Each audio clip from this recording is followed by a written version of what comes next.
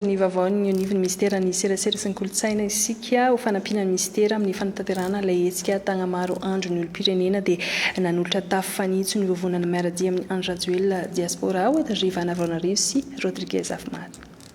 Tafo 5 isany natolotry ny vovonana miaradia na miaraka amin'ny Andry Rajoelina ny diaspora ny ministera ny serasera sy ny kolontsaina entina anaovana tanamaro ho ampiasaina amin'ny fanarenanareo fotodrafitrasa izay ravan-drivotoza farany teo amin'ny alalan'ny tanamaro ty fanampiana ity hoy ny ministra ny serasera sy ny kolontsaina Lalatiana Andriatongarivo.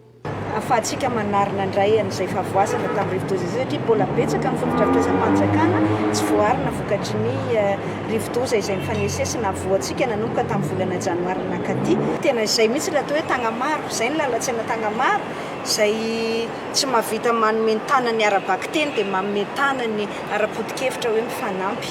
Dia tena hetsika ny olom-pirenena izy io dia nahatsapany izay maha olom-pirenena tompony andraikitra anareo izay ianareo matoa nanolotra n'izao tafo izao. Tsy hisy na tafo anankiray iza tsy ho ampiasaina ary ho azonareo ny tatitra isaky ny mampiasa.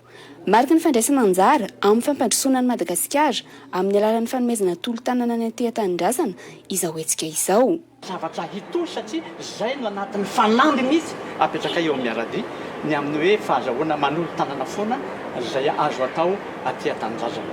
Io tagnamaro io zany no structure sy dispositif tokony niveau national sy ombona ny rehetra mihitsy raha olona any amin'ny fanatanterahana amin'ny resaka fampandrosoana.